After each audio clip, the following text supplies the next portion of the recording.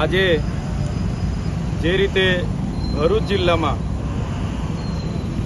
બેફામ રીતે ઝઘડિયા તાલુકામાં ગેરકાયદેસર રેતીની લીજો ચાલે છે, સિલિકાનો પ્લાન્ટો ચાલે છે, રેતી કરસરો ચાલે છે, કોરી કરસરો ચાલે છે, જેના કારણે આ બેફામ બનેલા ઓવરલેડ ભરીને જતા ટ્રકો દ્વારા અનેક યુવાનોના મૃત્યુ થાય છે.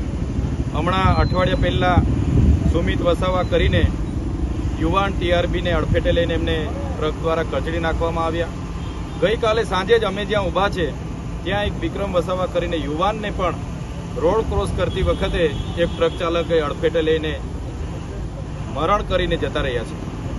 ત્યારે આટલી બધી બેરોકટોક જે આ માફિયા, રેતી માફિયા, ભૂમાફિયાની જે આ વિસ્તારોમાં ઇનલીગલી જે ધંધાઓ ચાલે છે, અમે અગાઉ રેલીઓ કરી, આવેદનપત્ર આપ્યા, છતાં તંત્ર અને વહીવટી ખાણ ખનીજ વિભાગ હોય, કલેક્ટરશ્રી હોય, પ્રાંત હોય, એમના પેટનું પાણી નથી હલતું.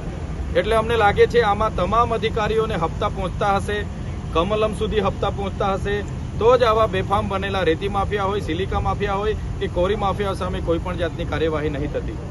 સાથે સાથે એશિયાની સૌથી મોટી જીઆઈડીસી જ્યારે ભરૂચ જિલ્લામાં હોય, ઝઘડિયા, અંકલેશ્વર સમેતના જીઆઈડીસીઓમાં સ્થાનિક યુવાનોને કાયમની રોજગારી મળતી નથી.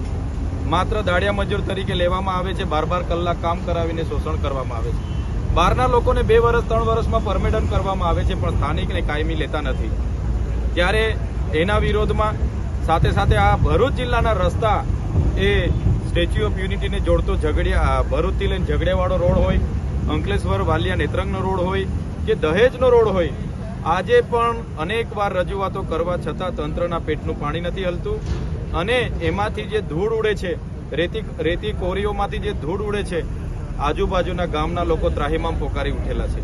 જીએમડીસીમાંથી જે દૂષિત પાણી નીકળે છે એનાથી આજુબાજુ ગામના ઢોરો મૃત્યુ પામે છે અને લોકો એ પાણીના ભોગે આજે અનેક રોગોથી પીડાય છે. ત્યારે અમે સરકારને કહેવા માંગીએ છીએ, આજે તો અમે રાજપાડીથી લઈને ઝઘડિયા સુધીની પદયાત્રાઓ કરી રહ્યા છે, પછી પણ સરકાર સફાળે નહીં જાગશે તો દિન 7 પછી અઠવાડિયા બાદ 10 દિન બાદ અમે ખૂબ મોટા પાયામાં ઝઘડિયાથી લઈને ભરૂચ સુધીની પણ પદયાત્રા કરીશું અને તંત્રને જગાડીશું. આવનારા દિવસોમાં એ યાત્રા અમારે કાઢવાની ફરજ પડશે ત્યારે અમે ઝઘડિયાથી લઈને નેશનલ હાઈવે 48 થઈને કલેક્ટર કચેરીનો ઘેરાવો અમે કરીશું. ત્યારે અમે સરકારોને કહેવા માંગીએ છીએ, આ વિસ્તારમાં અનુસૂચિ 5 લાગુ હોય, પૈસા 1 લાગુ હોય, આદિવાસી બહુલ વિસ્તાર હોય, 73 એની જમીનો હોય, તો આવી રીતના કઈ રીતના બેફામ રીતે આ રેત માફિયાઓ આવી રીતના રેતી ઉઠાવી જાય, સિલિકાઓ ઉઠાવી જાય, એમની સામે કાર્યવાહી કરો. અગર કાર્યવાહી નહીં થશે દિન 7 પછી અમે પદયાત્રા કરીશું અને કલેક્ટર કચેરીનો પણ ઘેરાવો કરીશું.